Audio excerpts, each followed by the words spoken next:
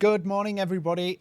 We are here for today's... I need to find a more inventive thing than calling it a webinar. Maybe, I don't know, WebEx or virtual summit sounds cool. What do you think, Stephen?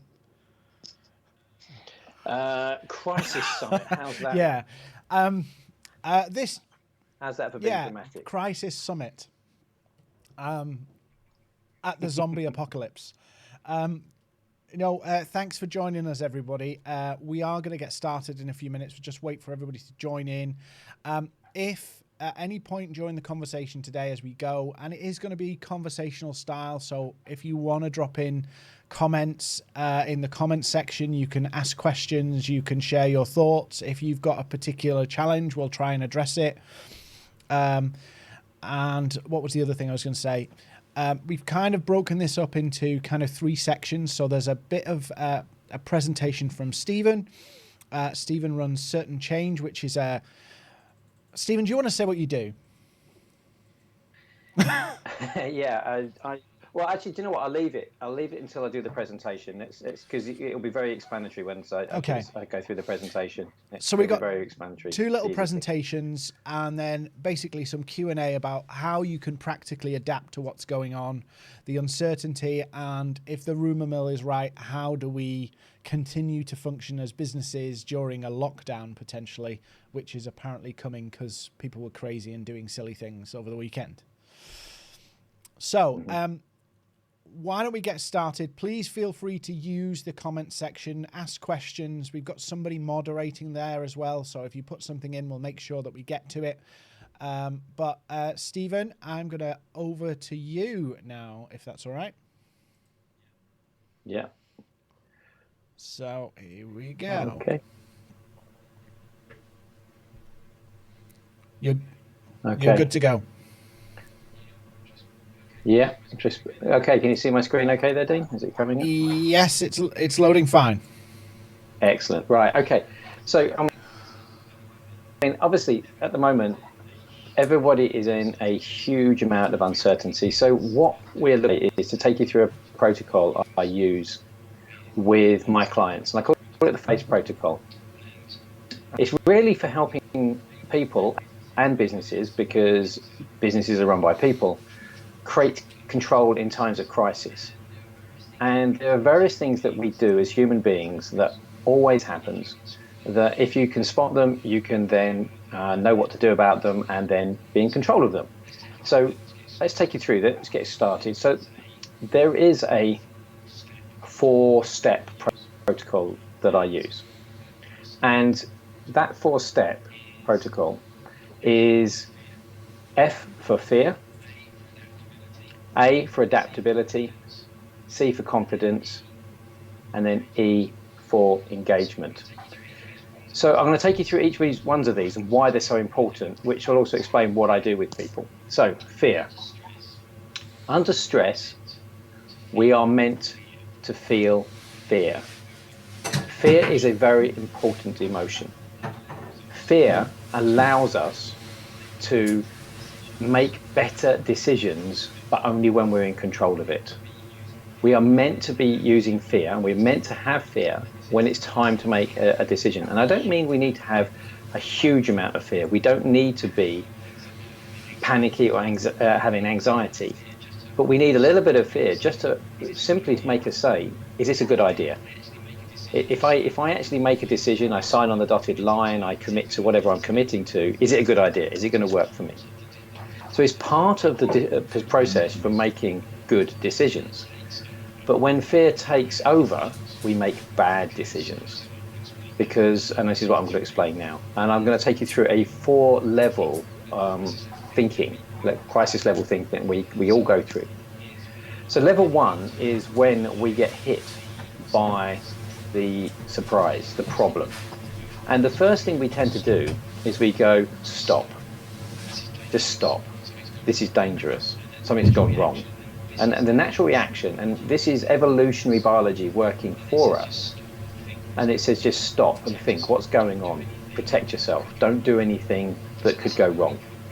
So this is when we cut back on non-essential operations and expenditure. We just pause. So it's equivalent of an animal in the wild hearing something, freezing, and then running away and saying, I'm not going anywhere near. They just go and hide. And then when everything is okay and they realize that everything's okay, they come back out again and they carry on eating. This is built within us. So the business version of that is we just stop, pause, think, what do we need to do just to make sure we stay safe? And this is a good thing. Because if we didn't do this, we wouldn't look at any threats, or we wouldn't notice any threat and think, well, don't worry about it, it's just a threat, I just carry on going. So we're meant to do this.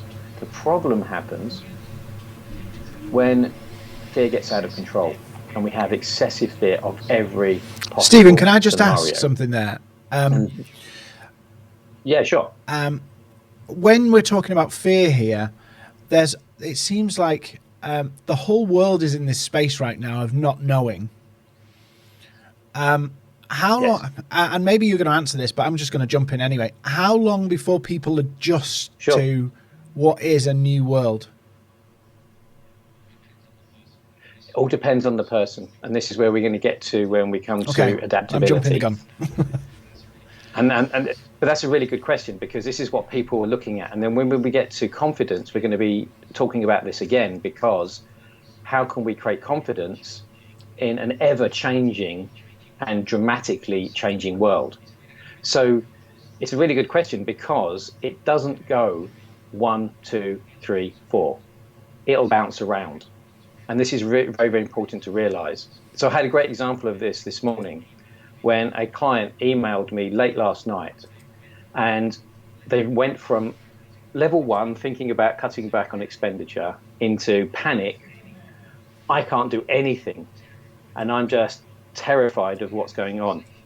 We had a conversation, we created a alternative, and they said, oh, great, so I can pause on what we're doing on the second phase, but yeah, let's carry on this afternoon and go on the first phase. So they were going to cancel everything. We had a simple conversation. They wanted some certainty, and therefore we came up with an option. They came out of level 2 thinking, and then they were happy, and now we're going to carry on with what we were doing. So I nearly lost a client this morning, but using this process, I kept one, but we adjusted it. So this is a cycle that will happen again and again and again and again and again. And this will be happening with your customers. It will be happening with your staff. It will happen with yourself. Okay. Does that make sense, for me, it's okay. Everybody feels like they're rabbits stuck in headlights at the moment, and they don't know which way it's going to go. And it doesn't help. You know, the government's not being very clear how long is this going to last, and probably the government don't know either. So I guess at some point we have to kind of get over this uncertainty and get to a place of this is our new reality. Yes, and the reality is going to change, though. So this is also so if I can carry on through, and then what I'll do is we're going to get to this bit. This is the answer you're looking for. So what happens is when fear overcomes us, our brain then goes to excessive fear of every catastrophic scenario. Everything then could be bad. So the reason for this is, why does level 2? You ask most people, I'm going to ask you now, what is fear for? And if most people, 5% of people will say fear is protection, helps me be protected, helps me stay safe. But that's not true. That's a wrong belief. Because fear is a bunch of electrical chemical signals inside your body. It's an emotion. It's not a behavior. But when people use emotions as behaviors like this to protect, it means that we have an illusion of, if I have more fear, I'll be more protected. So 2 times fear equals 2 times protection. 10 times fear is 10 times protection. And this is why people panic, because their brain is actually saying to them, if I really fear what could go on, I could spot it, I can make decisions, I can control it, I then will be okay. So the purpose of having fear is to help you make better decisions, but it can't protect you from what's going on. And as soon as it goes out of proportion, a very bad thing happens to our thinking, which I'm going to come to in a second. So the illusion, and this is the perception of control, is the more I fear, the more I will be in control. And this is very, very, very dangerous, because 95% of the population, if you ask them, what is the purpose of fear? They will say, it's to protect me. But I just want you to think about, as you're walking across a road and there's a car coming at you, you can have as much fear as you like, but that internal mechanism of fear is not going to stop you from being hit by the car. It's actually about what you then decide to do. Before that, it's actually recognizing it's a problem. What is it you need to do? And then execution of jumping out the way that's going to protect you. Fear is an important but one component part. So if I could say to you one thing, just have in your mind, fear does not equal protection. But the illusion is that the more you fear, the more in control you'll be. And that is why the world is addicted at the moment to social media and to the news, and some people are on it trying to get information.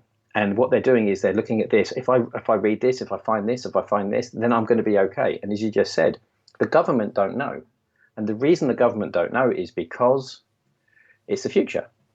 There is no certainty in the future. So this is the problem we have. And there's an extra thing that we need to look at. Something deep inside you which you haven't resolved, and this is very, very true for many people at all levels, but we just don't want to talk about it. None of us like to fail or have a fear of loss or to feel not good enough, but these are very, very common things. So if you now have got a fear of loss or an excessive fear of failure, and now you've got all this uncertainty, this can spin you way out of control and keep you in level 2 thinking. Because not only is it, I don't know how to control this really weird situation we're in, it now has hit one of our big problems, which may be a fear of failure or fear of failure and being seen to fail. And I have worked with so many people at all levels of business, CEOs, business owners, but they don't want to talk about it because it's embarrassing to say this. But this is incredibly common. So this is why when we have something like that on top of a really legitimate crisis, this will magnify fears. And this is why people get stuck in level 2 and they cannot do what they need to do, which is where we're going to be going to in a second. Does that make sense, Dean? Yeah. Is that okay? Yeah, I think Good. we get complacent because we live in, relatively speaking, we live in a very comfortable country. Suddenly all of what we know is being kind of pulled from under us. But we're still attached to, I don't want to kind of make light of this, but if this happens in a country that somewhere else, they have a normality that something like this happens and they adapt. We've never had this. Yes. We've never had a scenario yes, like and this is, I quite agree. The Western world is having a hard time with this because there's other parts of the world that do have more of these sorts of events, so they know they happen. Yeah. So it's hit our certainty. So you have fear, and it's important to say, I have fear. Yeah? Your team has fear, and your customers have fears. So don't pretend they are not there. Don't pretend to be stoic, because there's so many times I work with people that there's the facade, and when the door's shut and they trust me, they open up and they say, I'm so scared of failure. I've got imposter syndrome. And this is there because we don't want to show it. Now, I will advise you in a crisis situation is to look at your fears, because you need to understand which is a real fear of a real problem, or something that you're just so terrified, you're just looking at and saying, well, this could go wrong, this could go wrong, and we catastrophize everything. And therefore, we are not actually dealing with the problem we really need to deal with. The problem right now, the first thing I need to solve is this. Second problem is this. Third problem is this. And what we're looking at is when we have this way of thinking, we lose control and we just see the worst case scenarios. We don't actually then start working on the things we can start to change. So this is something about fear and seeing it in your customers, seeing it in yourself, seeing it in your team is incredibly important, because fear does something very, very dangerous to how we think. It stops us from seeing options. So you must get in control of your fear, because if you can't do that, you do the next steps. You can't do the next 3 steps, which actually helps you regain control. So what is the next step?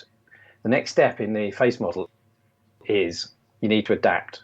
Real control is created by the ability to create options. And it may seem a very, very tough thing to do, but when we are working under a lot of stress, and we think the world is going to end, we don't know what's going to happen, we don't know what's going to happen tomorrow, it's fast changing, all the things that's happening at the moment. The thing we need to do is to see the options we do have.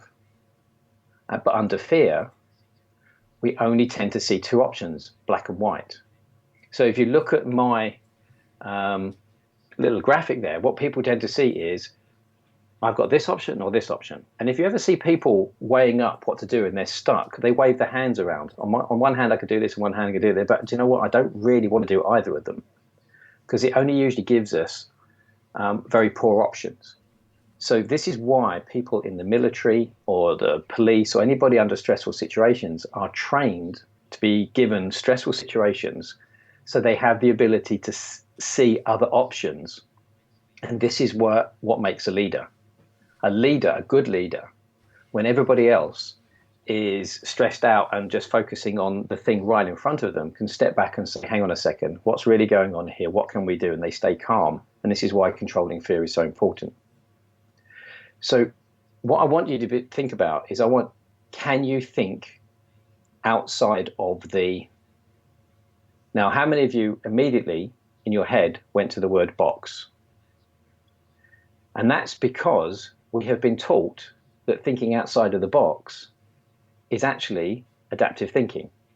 But if I said to you, can you think outside of the triangle? What would that be like? And when I talk to business leaders and I say to them, and I set them up and I say, can you think outside of and then I say triangle, their brain goes fuzzy. They go a bit weird, because they know the routine. Even thinking outside of the box is still in the box thinking. In a crisis situation, you need to think way more outside of the box than you probably have ever thought of before. So that's level 3, creating multiple options, creating more options than you've ever allowed yourself to create before. Because if you create 10 different possible solutions to this problem, the chances are one of them or 2 of them will work. If you've only got 2, and this is what our brain does, goes black and white when we're under stress, good luck if you're going to get a good solution. But if you can have 5, 10, 15 different solutions, then you can say, okay, let's try this one. No, okay, this one. Oh, it's this one. This one's the best one. So under crisis level thinking, we tend to get stuck in level 1, shutting down. Level 2, panic. We don't see any options apart from run away, hide. But level 3 is the leap we need to have to get to, well, what could I do here? What are the other options I could have here? Stephen, just let me... Now, sorry. Let me just ask something here. Yeah, sure. When you're talking about multiple options, and I'm going to talk about this in a little while as well when we get onto some other things I want to share about, what can businesses do. There may be options that you've gone through the kind of level 1, level 2, and you still can't see them. Have you really left that level 2 if you can't see the options? No, that's a really good point. You haven't. Yeah, and it may be that you're in level 1. You've gone back to level 1. Perhaps you had a bit of a freak out. You got yourself under control, but you went back to level 1. And this is where I'm going to be in a moment. I'm going to be talking about red lines. So what you're doing is you're actually talking about red lines here, and I'll come to that in a second. But yes, level 3 thinking is not fearful thinking. Okay. Really good point, Dean. And how do you stop yourself? I'm going to ask you now, and I'm probably jumping the gun, and I'm sure, guys, if you've got questions or you want to pass comments here, please do drop them in the comments so that we can answer them as we go. How do you stop yourself falling back? Because, you know, if you're, I've been in scenarios where I've, you know, and I'm going to be straight here. There's been scenarios in my business career where I've physically been shaking because I didn't know what to do, and literally felt myself unsettled inside. Yes. And at that point, I know when I've been at that point, I make the most ridiculous choices but it's very hard to stop yourself staying there. Any thoughts on that? Okay, so this is very, very important. No one stays in the same thinking and emotional state forever. So the first answer to this is you cannot stay in any of these levels of thinking permanently. Now I'm saying we want to go to level 3, creating multiple options. But you won't stay in this all the time. But it's a deliberate act to go into it. Now, sometimes what you need is somebody external to say to you, hey, calm down. Have you not thought about this? And you go, well, I suppose, no, I hadn't. Sometimes, and this is when your team around you or an external person who is not in the same emotional state can then say to you, well, we could do this or we could do this. So this is actually what I would suggest you do, is actually make sure that you're not isolated. Because when we get into our level 2 thinking, we tend to have a harder time coming out of it. You will come out of it. You can't stay there forever. Okay? It just doesn't happen. So back to you, Dean. How did you get out of it? So when you were shaking, what happened after you stopped shaking? Because you stopped at some point, didn't you? So I went through this kind of panic, and you know, for me, I felt like I was shaking. You know, it was that kind of unsettling. Mm-hmm. But as loads of adrenaline. As I got further away from the kind of main event of what triggered everything, I started to get a bit clearer. But then what I found was that I was triggered and I had to do something. So I come from this kind of, I'm doomed and all this kind of stuff. But then I was in the situation of, no, I have to do. Yes. So that for you was the thing that said, I've got to change my thinking. So all you did, and this is a really important thing about emotions, never in the history of surgery has any doctor, surgeon ever opened somebody up and said, oh, that's where we found all their fear and anxiety. Let's take it out to make them have a happier life. Emotions burn for only a few seconds. So think of this like in a car engine. You put your foot on the throttle, you put petrol or diesel into the car engine, it burns. What happens then? The car moves forward. If you take your foot off and you don't apply any more stimulus to say we need some more fuel, your car will slow down again. Think of your emotions in that way. And what people have been taught and they think is that emotions are there in controlling you. They're there to help you make decisions. They're not. They're there to tell you what you're thinking. They're actually an internal communication system. And this is why this is so important. They're not there to make you do anything. They're there to make you aware of how you're feeling. So you can get really, really out of control because a part of your brain has gone into panic mode, level 2. But the moment you change a thought, the moment you change any thought, you will change your emotions. Now, you might make it worse, you might make it better, but you will change. So what's the stimulus that's going to create the change? Somebody's just asked the question of what if creating options is actually a costly option for small businesses? How do you create sustainable options? Now, I'm going to answer it quickly, but I don't know whether you want to add anything into this. I'm going to go in my section into some practical things you do to find the options, in terms of how you communicate the options, how you find out how you can pivot, all of those things that you can find these options. But Stephen, do you want to add anything into that question? What about? Well, this is where we're going to, actually. Okay. This is where we're going to in a moment. In the rest of my presentation, will actually answer that question. But ultimately, you have to create value. you have to have a reason why this option is actually the right option. And it might be an expensive option to solve this problem now. It may be an option that you spend money on or resources on for a longer term. But either way, if it needs to be done and it's important, then it still needs to be done.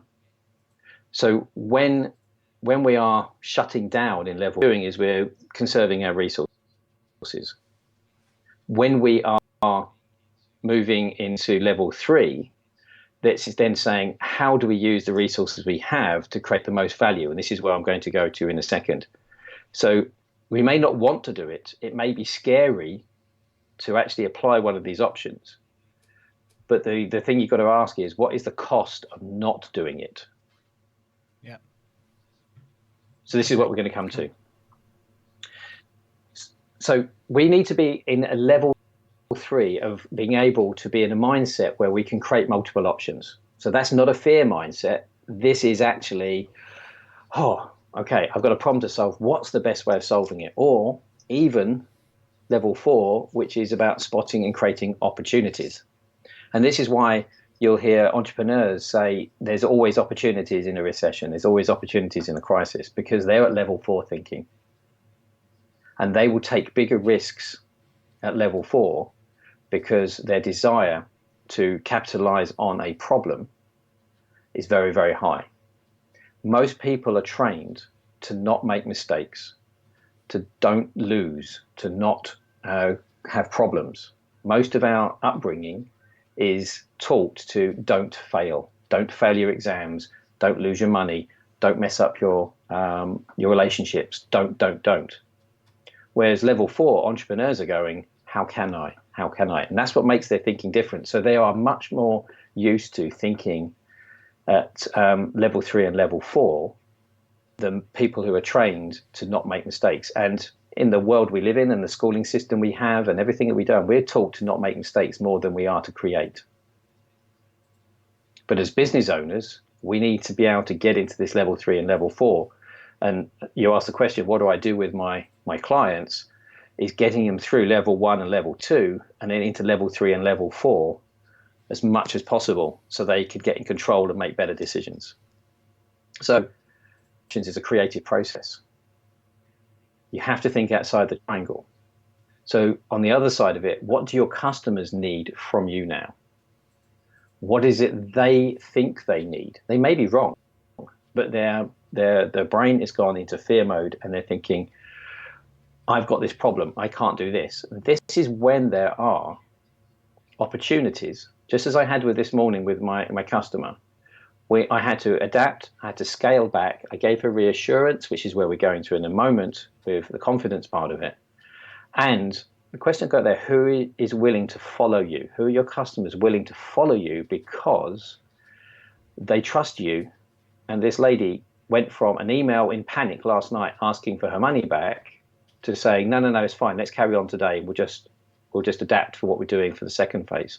So I could have lost a lot of money this morning, but I listened to what she needed. She wanted to carry on. She just wanted to say, let's hold off with phase 2. And I'm happy with that because actually she wasn't meant to be paying me phase 2 for a month anyway.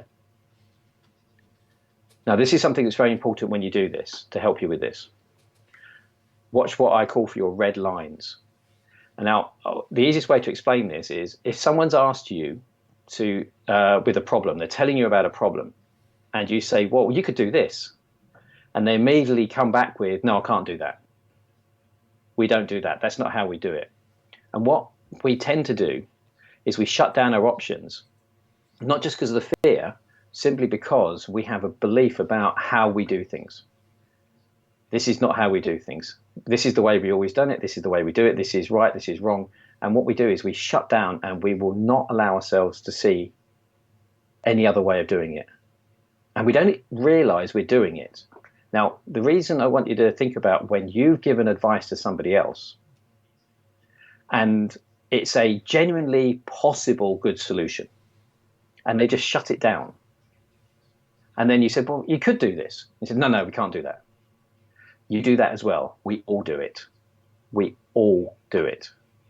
but we only notice we're doing it when we are giving advice to somebody else and they shut it down, and you've hit one of their red lines. The key to adaptable is, first of all, kill your fear, see the world around you more accurately, meaning you're not seeing it through panic-stricken eyes, and you're saying, what is the real problem my customer's got? What is the real problem I have? And not letting fear exaggerate it. Adapt what you do and how you do it. So creating options is the key to being in control. The more options you have that you can choose from, the more you can. Now this takes us into confidence. In a time of crisis, people want to follow a competent and confident leader. Your team, your customers are looking for somebody who will,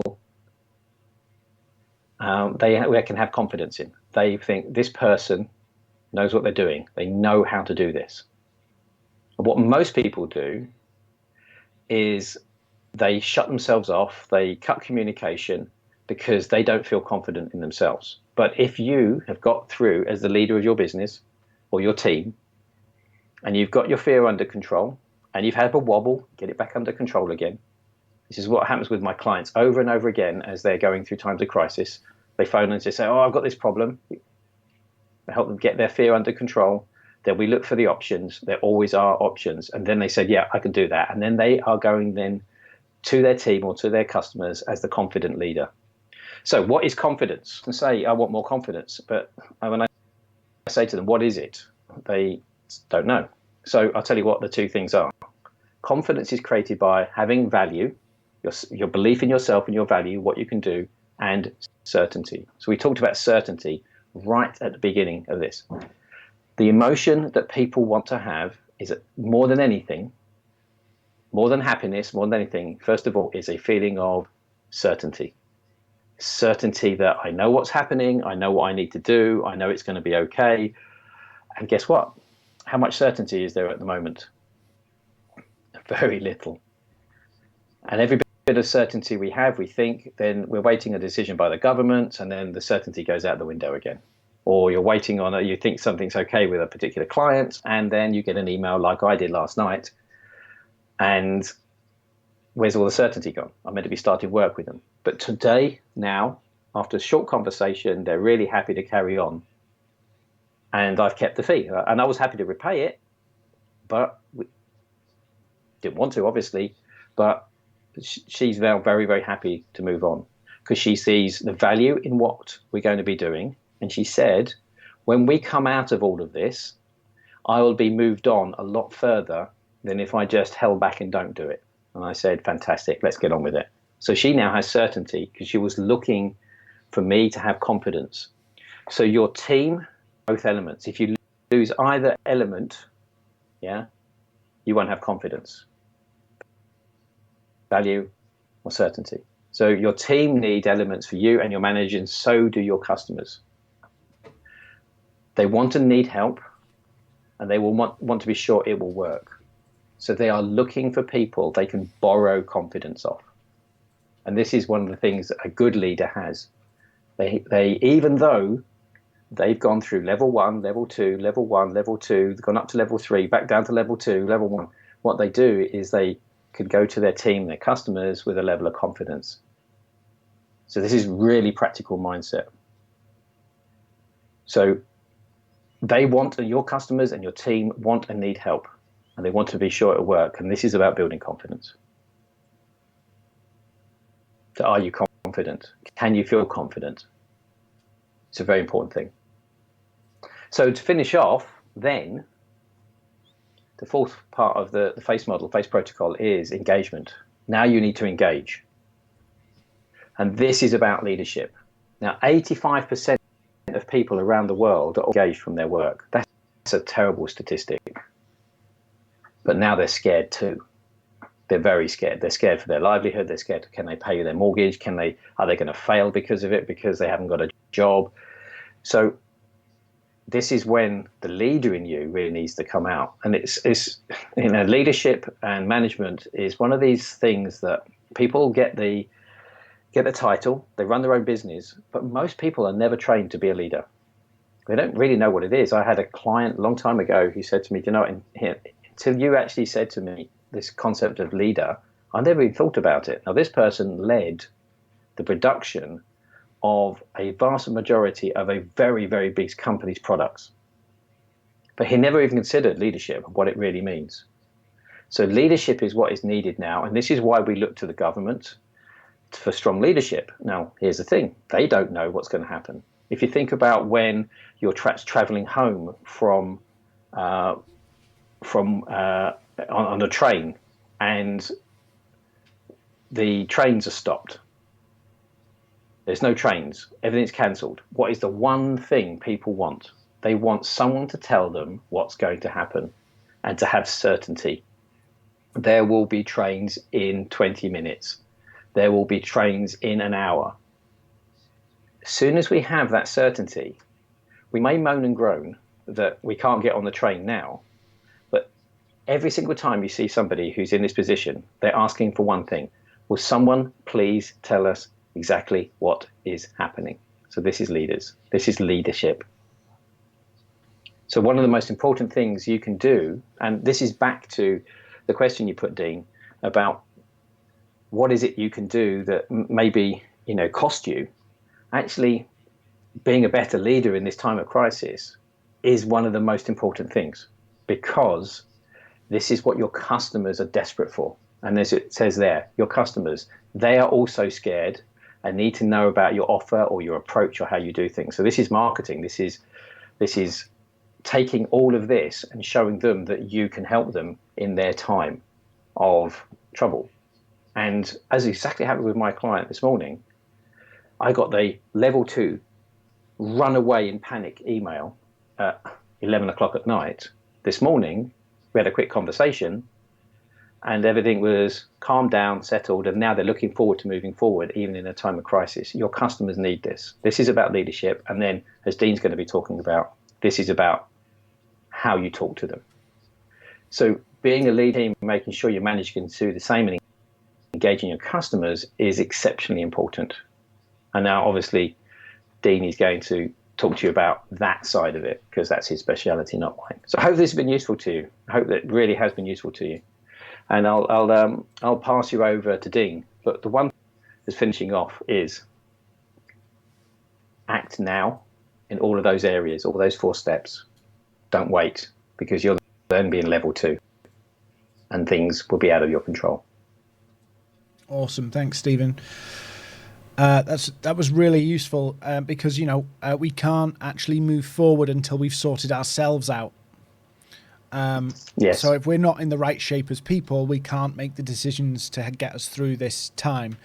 So I'm going to share some very, very practical things that you can be doing. I'm probably going to address some of the things that people have said in the questions about their particular business, but we will make some time at the end to go through some details. So I'm going to give you these. I'm sure we'll make these slides available at the end. So if you email us, we can send all of that stuff. I'm sure that's okay with you, Stephen, is it?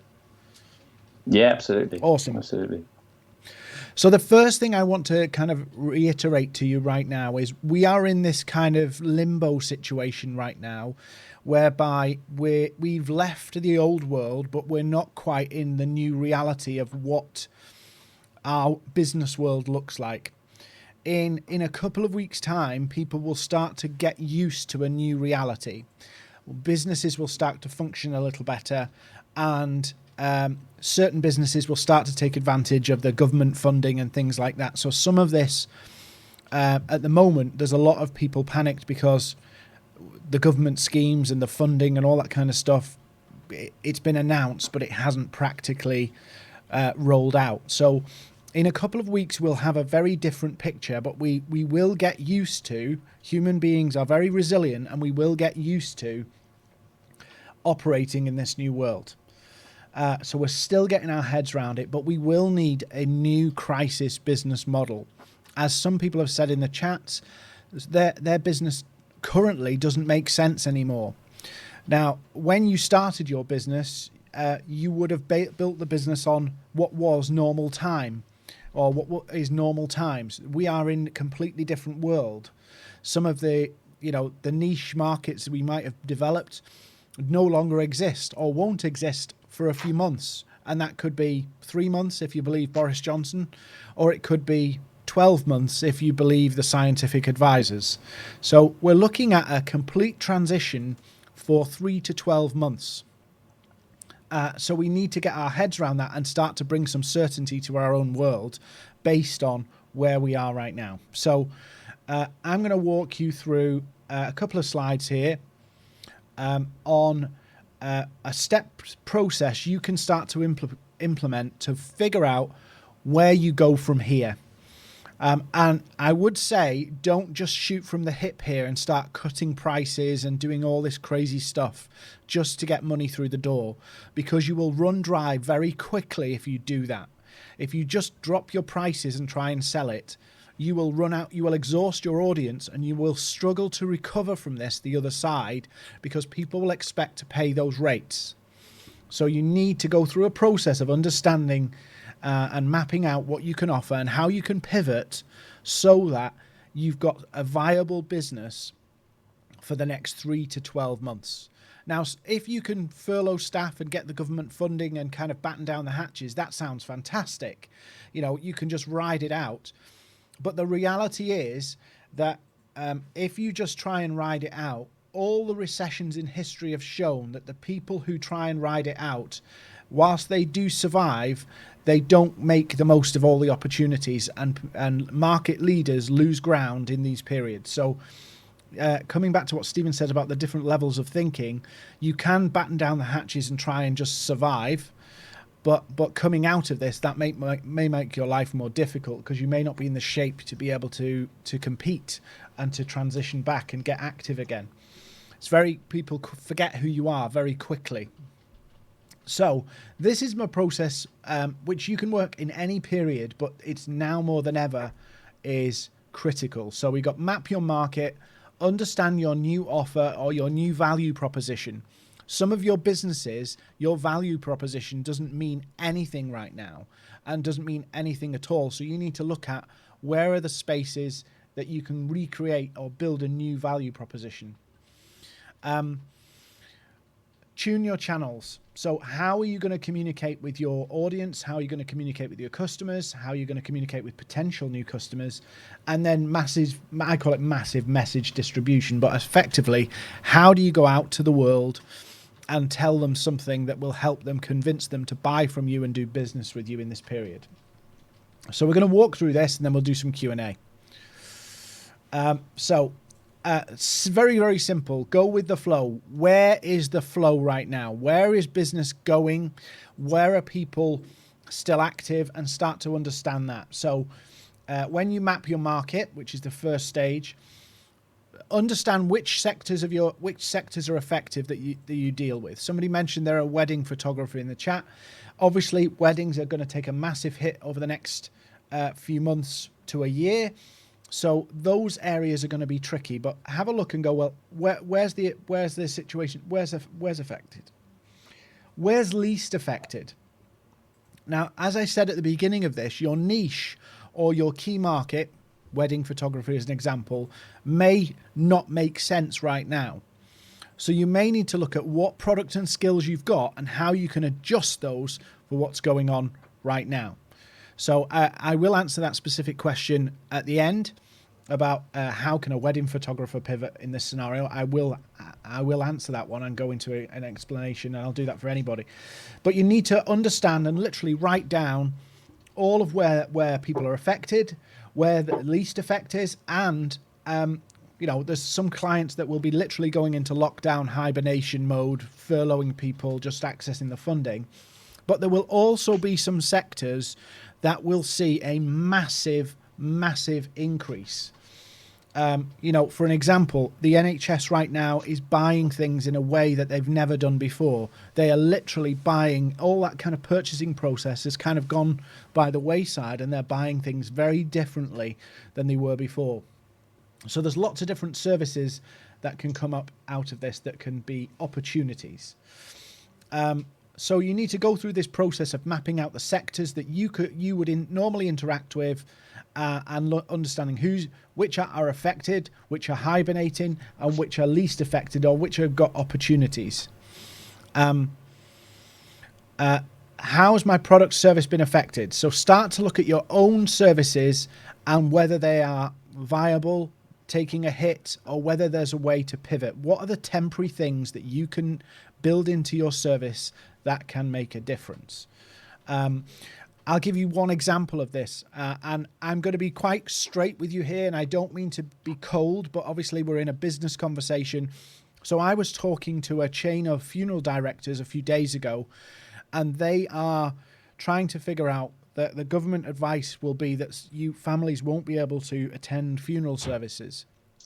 So they are now, and it sounds really weird and unusual to us, but they are actually looking at live streaming funeral services so that people can be part of that person's passing. And I know that sounds horrific and cold and awkward and whatever, but it is a thing that's happening. So suddenly, when you've gone through that process that Stephen's laid out, you start to look at where can these services and everything fit together, because whole new services and requirements are going to be created in this process. Maybe you don't see them right. Dean, sorry. Yeah. Can I just say something on that? Is that okay? Right next door to my office is a funeral director's. And I was chatting to them about exactly the same thing. And the pivot point on this is that they are not experts in live streaming. Mm-hmm. So what are they looking for? They could do it themselves, or they could reach out and find somebody who is good at it. Now, the thing is, they may not know they need to reach out. They may think, well, how do we do this? And one of them will take it on their head to say, well, okay, how do we do this? What's the way we do this? So what they're doing is the company that's right next door to me are incredibly busy anyway before the virus hit. Yeah. Just the time of year. They are really busy. And we have these awkward conversations about they're actually being very busy in a quite a morbid sector. They haven't got time to become experts on this. Yeah. And so suddenly, some of those freelancers, and I don't know the skills of the person in the chat about wedding photography, but if you have an expertise in certain things, you could be the roaming person that gets this up and running for them, even on a very basic level, because again, it needs to be straightforward and simple. So there's a lot of this stuff happening right now that's creating new sectors that didn't seem even practical or almost seemed insensitive, that are cropping up. So it is mapping about your skill set as a business, your product set as a business, and how they can be adapted to the current climate. So that's map your market. This is really important. If you don't have something that can go into what's going with the flow, the coronavirus situation, you have to build a compelling reason, otherwise nobody will buy. The time of what we would class as discretionary expenditure is probably coming to an end right now until some certainty in the new world is realized. So until people have adjusted to this, we all work from home, and seen where all these businesses find their level, people will only make decisions to buy something if there's a compelling reason.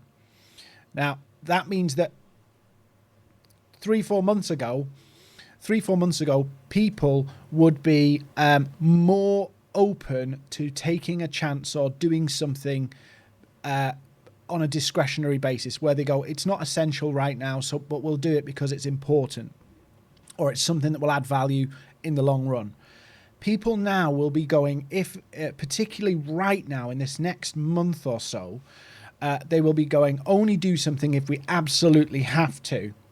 So you need to start building your compelling reasons why somebody would take that decision to buy now. And hint, it's not you cutting your prices or your rates. That might swing people a little bit, but if that's the only reason, it won't be good enough. So you have to have the compelling reason. And a bit like Stephen said earlier with his client, the client knew this was important, but probably had one eye on their own budgets and thing, and was kind of hedging it. And Exactly. Stephen put some adaptability in there to keep it over the line. But if the client suddenly thinks that this is no longer important, no amount of cutting will work for you unless you do it at a totally unsustainable price that you will resent in the long run.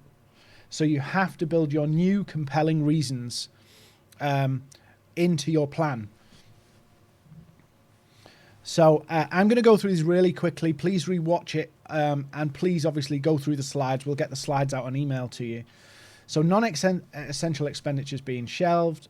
How can your service or product adapt to the current crisis? So you need to look at those funeral directors and things like that and go, where's the space that I can adapt? And you will have to go out of your comfort zone.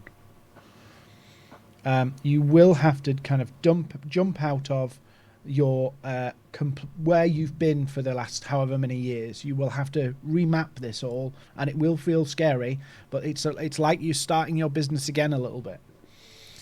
And remap your key benefits of why working with you. For an example, if you offer an outsourced service, and most businesses have furloughed staff, for an example, you might be able to provide something because those staff are no longer in place. But equally, if you offer an outsourced service and a business is running at a very low level, you need to find a reason why they should use you or sign up with you or work with you. So clients probably won't be in the office. So where are they? And I'm not teaching you to suck eggs with this. Of course, clients are going to be working from home, but they won't just be working from home. They will be on social media. They will be on their emails more. And fascinating, communication channels are going to change. This is really, really interesting in the sense of this is awful. It feels awful sharing. I don't know how you feel about sharing some of this stuff, Stephen. It just feels a bit cold. But when people are isolating, when people are working remotely, it will create more opportunities for conversation. We are social animals, and people will be more open to chat and discuss and talk. That doesn't mean you cold call everybody, by the way, but it does mean setting up more conversations and chat. People will be more prepared to chat and converse and back and forth. They don't want to be sold to, but they will want to converse. So, yes, cold call. Yeah, absolutely, Dean. Sorry. Say that again. Absolutely. People want to feel connected, and they want to feel led and have confidence. And some people want to make sure that they feel valued. So there is plenty of these conversations. You only have to look at Facebook and the groups that are being set up to help people and be positive. This is absolutely what's already happening. So you can make a huge advantage of this. Yeah. So it's not cold. It is. Someone's just put in there. This is the reality now. Yeah. And it's bang on. People will be spending more time in the places, social media, on their emails, but they will be more open to have conversations, particularly if this is prolonged into that 12-month period. People will want to talk more and have new interactions with people. Right now, you're going, how is that possible? But people's social...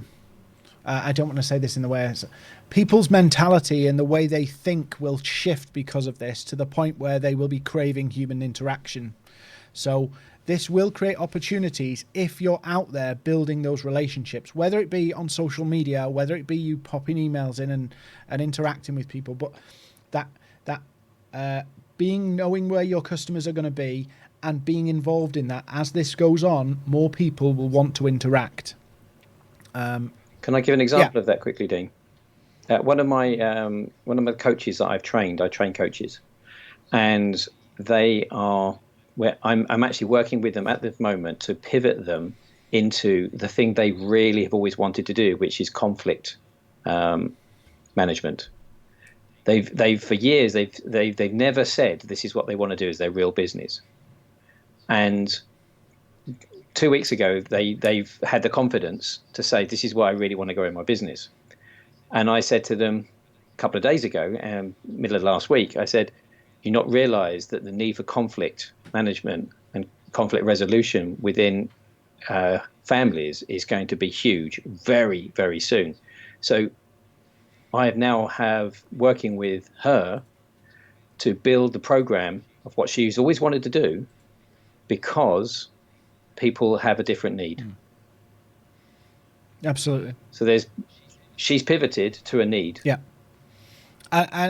But it takes the time, like you were saying earlier, getting that level of thinking where you can start to see, the things that are going to happen as a result of this will create new revenue streams.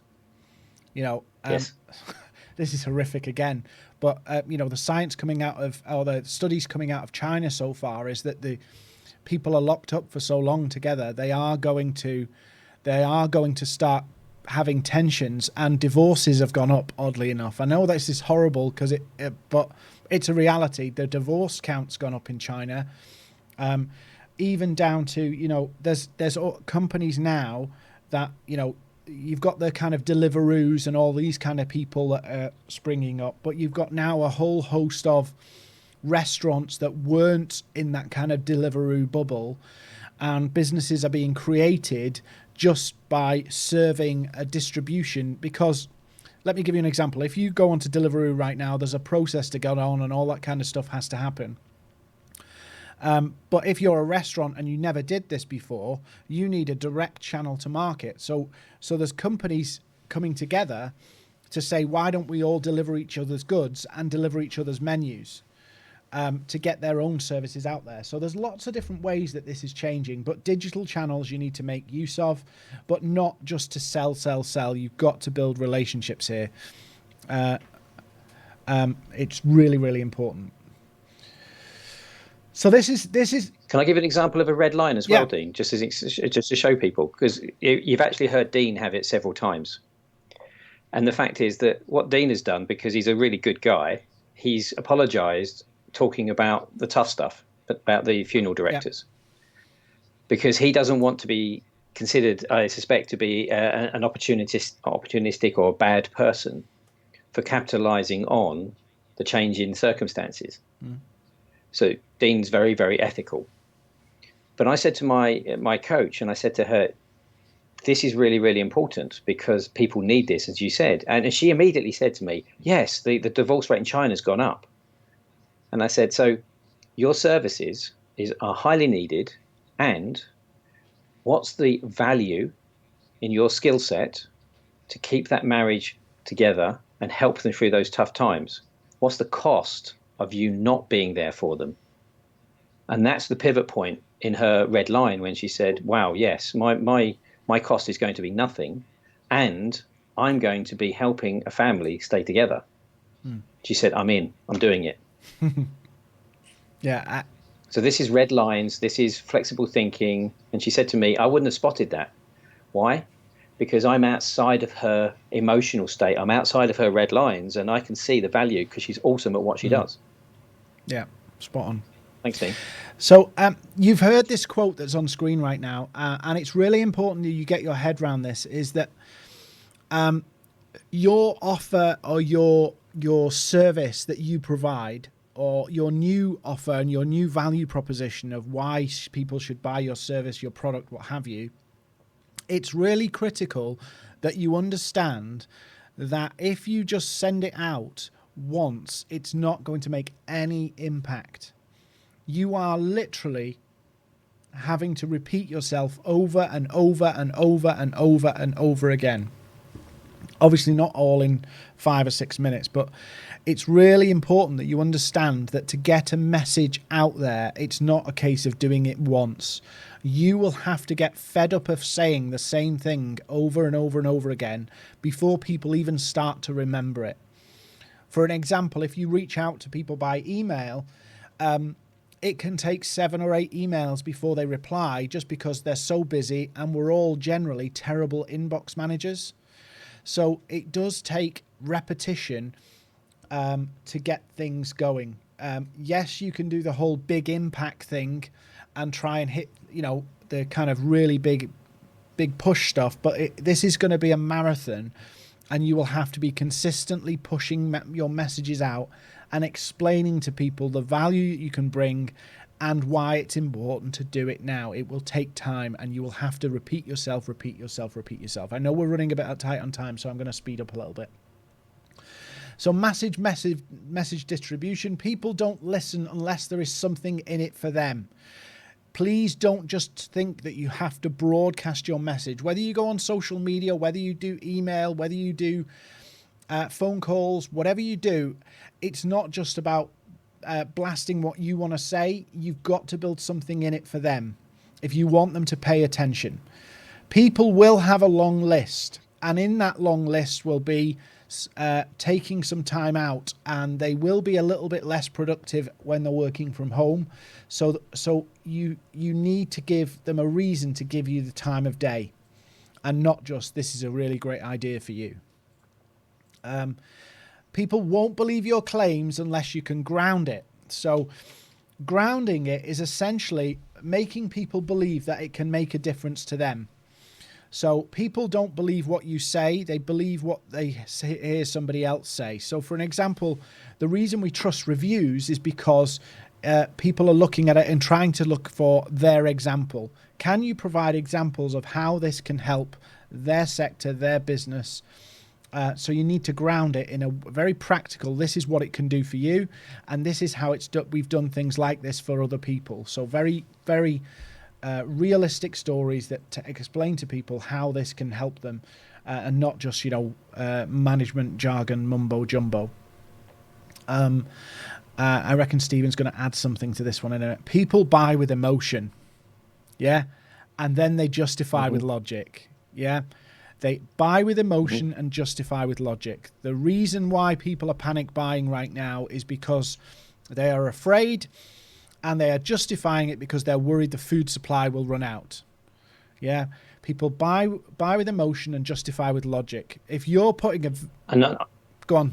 Sorry, Dean. Just to echo that, and people make decisions with emotion and justify with logic. So the only reason we buy anything is because we made a decision. So right back to where we started with level 1 and level 2 thinking, it's a decision. It's controlled by the emotion you're using, and then we justify that. Panicking is actually a good thing, or shutting down so much is a good thing. So it works both ways. So you need to understand this, and when you start to, if you're going to go out and reach out to funeral directors and say, I can help you live stream your funeral services to families, let's say this is what you're going to do.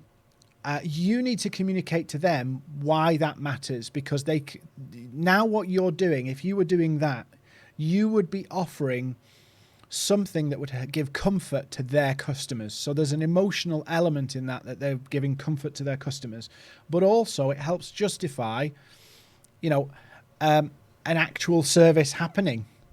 If nobody can go to the funeral, what's the point in having the funeral in the way that happens? So you need to obviously understand the emotions involved of the people who would be buying from you, and give them justifiable reason to do it. But it's the emotion that will make the decision. And the example on that, cutting in on that, Dean, is that for the funeral directors, you're taking away a problem as well. If you can jump in and solve that problem, you're not only helping them live up to their the value and the ethics they have of doing a good job, but also you're making life easy for them. You're taking away a big problem, a headache from them. Because when families want to do that, prepared to deal with. When families want to see that happen, they have to fumble around and figure this out, whereas you can just walk in and take the headache away, and they can forget. Exactly. And really important is that repetition. You are going to have to keep reiterating your new model, your new business, your new value proposition over and over and over and over and over again until you're sick of it. So finally, light bites, not big meals. You can try and communicate lots of stuff with people, but you really have to drill it down to the key points. Really keep your message simple, keep your conversations very straightforward. Don't go in for really complex stuff.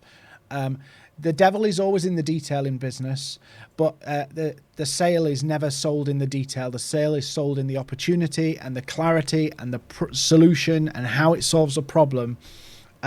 So you should be marketing and communicating light bites, not big meals. Big meals, you see this all the time. I see this on LinkedIn all the time.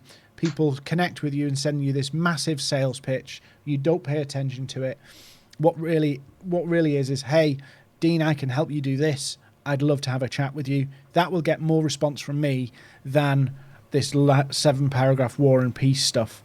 So these are really, really important things that you have to almost do the work on yourself, and then do the work on your business to remap yourself into your new space. I'll send this round as a PowerPoint anyway, but summary: understand for a few weeks the whole world is in transition. Pivot: you need to shift to the sectors which are less effective or are less affected. Find your compelling reason. Your offer needs to have a compelling reason to buy now, and it isn't just the price. Why should somebody buy from you today, this week, tomorrow? Weighing your product up against having the money in the bank or having your service or product in this climate. Communication: remote working will increase people's willingness to converse. So people will be more open to conversation, particularly if this is prolonged. Massive action: you'll need to communicate a lot and digitally. You need to really step it up now, because people will be less reluctant to buy, so you'll have to be more out there to get the same results as perhaps you did 2 months ago. So you need to be stepping it up and be more active, both on traditional conventional channels but also digitally. So that's really, really important.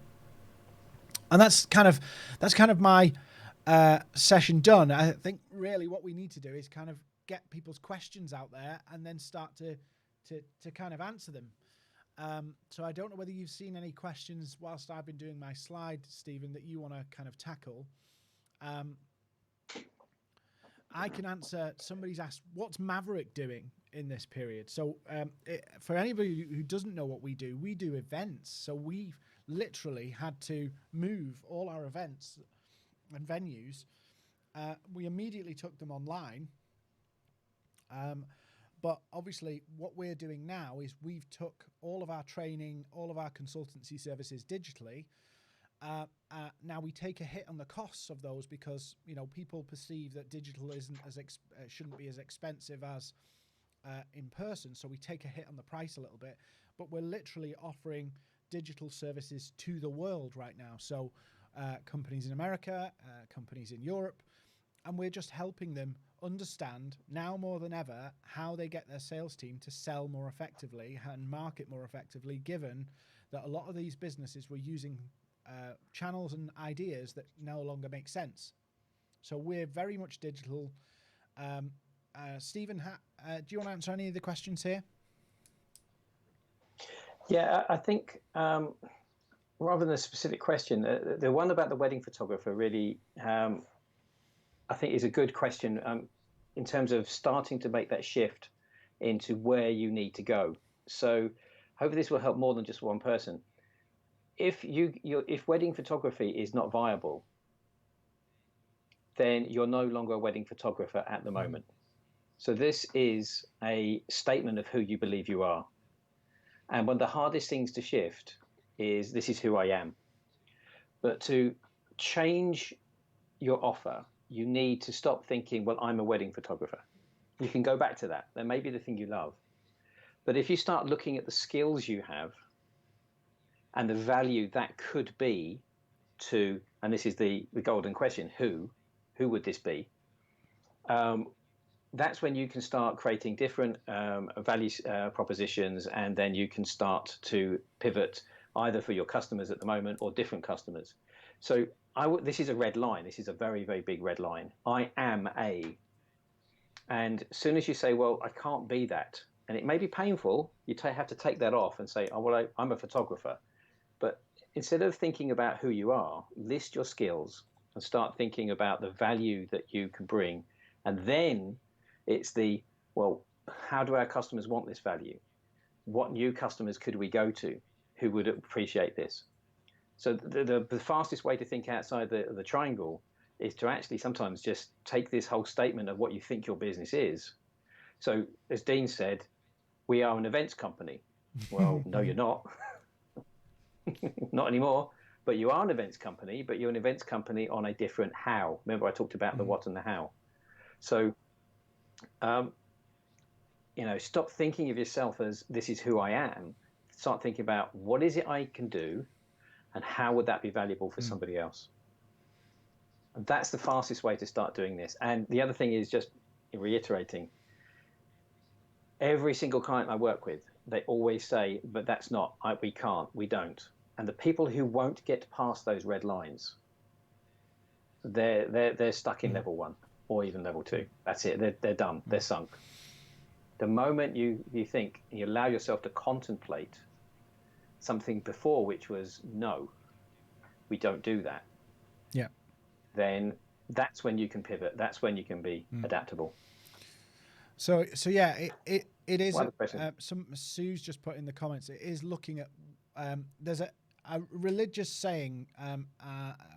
Eat the meat and leave the bones from this. But what's in your hand, and having a look at what your resources are in hand and how you can leverage those resources. So yes, I am no longer run a live events company in physical locations. So what skills and what knowledge do we have that we can pivot with? And sometimes it is just a case of looking at what have you got, what's your skill base, and how can you leverage that between now and wherever it is. It's really, really straightforward, but you have to know the market and find the market that will pay for that. One of the things I should mention is, if anybody's been curious about this and wants to go in more detail, both myself and Stephen are happy to do what we call them coaching calls, one-to-one sessions to help you map this out. So if you're struggling to figure out how to do this, we'll send an email with the slides and everything afterwards. But we will help you map this out, both from yourself. How do you get through it? How do you sort your thinking out? But then also mapping out the channels and helping you refine your offer so that you can go to market with something that will see you through however long this is. That does it about right, Stephen, right?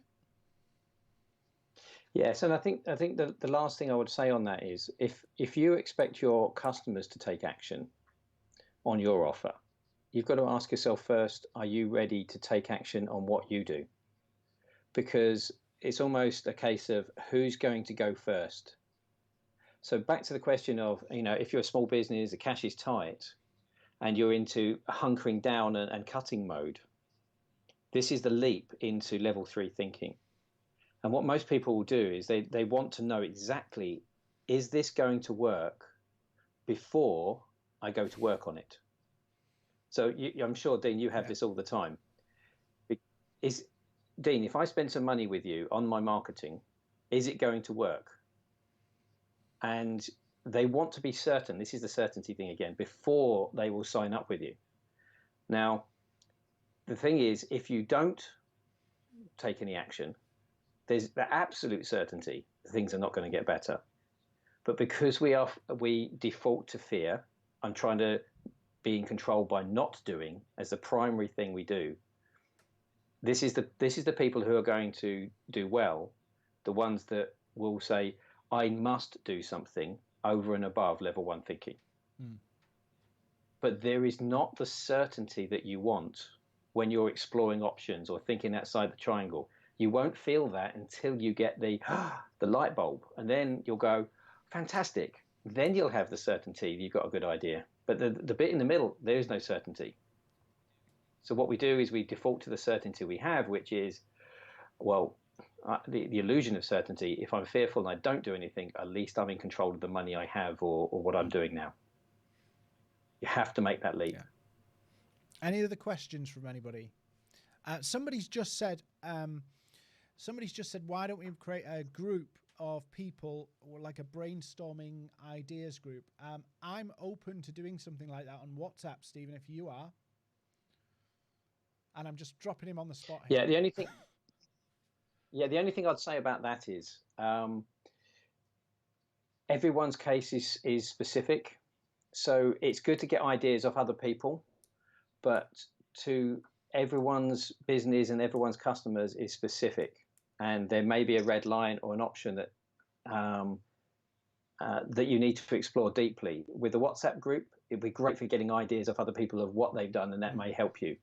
So I would say both options are important. So perhaps what we'll do is when we send the email round, we could send a kind of, hey, do you want to join this group? And even if it's just support, and we'll put input, and everybody can put input into it. But we'll figure out the logistics of that, Stephen, and then put it into the email, shall we? Yeah. Yes, absolutely. Any other questions? Absolutely. It is going to be about learning and reinventing here. We're all going to have to figure that out. But it starts with the basics of getting yourself in the right state to do it, and then getting your business prepared to deal with the market realities of where we are. Well, I think everybody's gone quiet, so I don't know whether we should wrap up in a second. Let's if no more questions through, let's wrap up, and then we'll send everybody an email, thank them for coming, give them the link to watch again. Please, guys, if you've enjoyed this, give us a thumbs up. We're going to try and do more of this stuff. I know Stephen's going to be doing more of this stuff to really kind of help. And this is one of our ways of being out there on a regular basis, so people learn about who we are, and also give some value so people can see the value we can offer. So, so we will ping you some details. We'll ping you the replay, ping you the slides, but also we'll take a look at this support group, maybe WhatsApp group or something, and put that together so we can all kind of motivate and inspire each other. Awesome. Fantastic. Stephen, thanks for coming on. My pleasure. Thank you. Coming as well. It's been great to have so many people here. And we'll get the email out really soon. Give us a thumbs up. That would be awesome. Stephen, do you want to say anything before we wrap up? One last thing. Learn to be in control of your fear. You may not think you're fearful. Learn to be in control of it and learn to get to level 3. If you do that, you will change the how you control things. So inaction is not control. Be bold in tough times. And on that note, I don't need to add anything else. Thanks for coming, guys. Thanks, Stephen.